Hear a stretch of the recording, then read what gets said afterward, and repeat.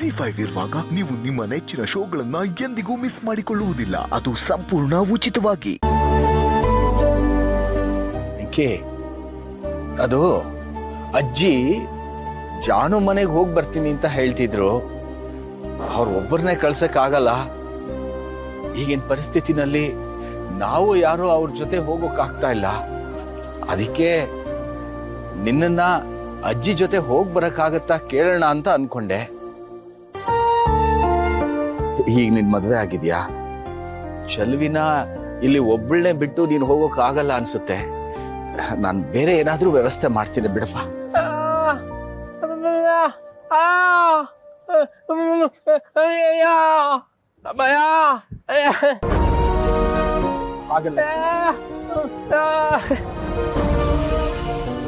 ಹಾಗಾದ್ರೆ ಬೇಜಾರಿಲ್ವಾ? ಹೋಗಿ ಬರ್ತೀಯಾ?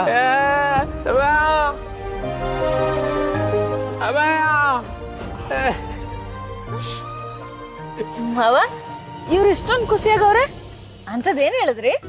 ಅಜ್ಜಿ ಜೊತೆ ಜಾನು ಮನೆಗೆ ಹೋಗಿ ಬರ್ತೀಯ ಅಂತ ಕೇಳಿದೆ. ಅದಕ್ಕೆ ಹೂ ಅಂತ ಹೇಳಿ ಎಷ್ಟು ಖುಷಿ ಪಡ್ತೀಯ ನೋಡು.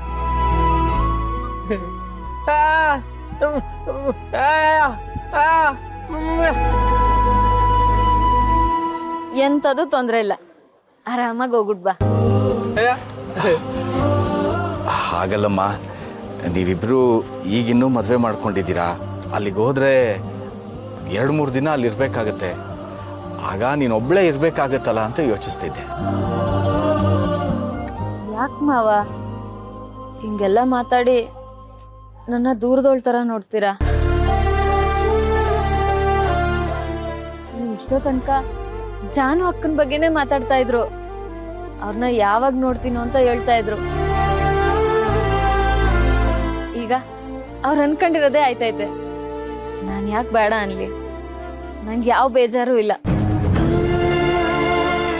ನಾನು ಯಾವಾಗ್ಲೂ ಇವ್ರ ಖುಷಿನೇ ಬಯಸ್ತೀನಿ, ದುಃಖನಲ್ಲ. ಆರಾಮಾಗಿ ಹೋಗ್ಬರ್ಲಿ, ನಂಗೇನ್ ತೊಂದ್ರೆ ಇಲ್ಲ. ಚಲ್ವಿ, ನಿನ್ ಮಾತು ಕೇಳಿ ನಂಗೆ ತುಂಬಾ ಸಂತೋಷ ಆಯ್ತಮ್ಮ.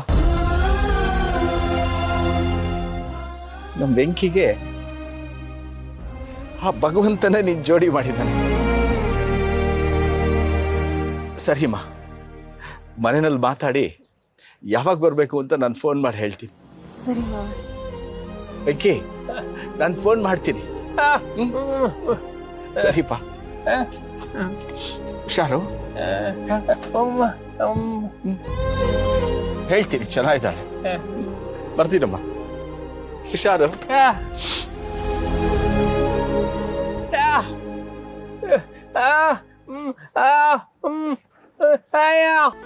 ಅಯ್ಯ ಮಾರಯ್ಯ, ಅದಿಸದಿ ಅಂತ ಕೇಳ್ತೀಯ?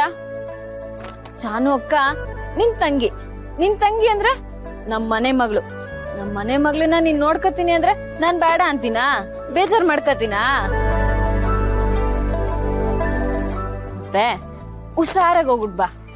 ಅಲ್ಲಿ ಹೋಗಿ ನಿನ್ ತರ್ಲೆ ಬುದ್ಧಿನೆಲ್ಲ ತೋರಿಸ್ಬೇಡ, ಆಯ್ತಾ?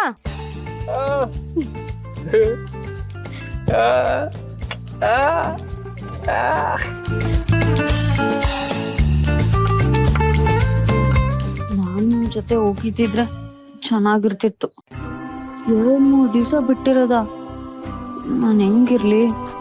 ಬರ್ತೀನಿ ಅಂತ ನಾನೇ ಕೇಳಕ್ಕೂ ಆಗಕ್ಕಿಲ್ಲ. ಬೇಡ, ಅವನೇ ನನ್ನ ಕರ್ಕೊಂಡೋದ್ರೆ ಹೋಗೋಣ ಅಷ್ಟೇ. ಜಿ5 ಆಪ್ ಡೌನ್ಲೋಡ್ ಮಾಡಿ ಎಲ್ಲಾ ಸಂಚಿಕೆಗಳನ್ನು ಸಂಪೂರ್ಣ ಉಚಿತವಾಗಿ ನೋಡಿ.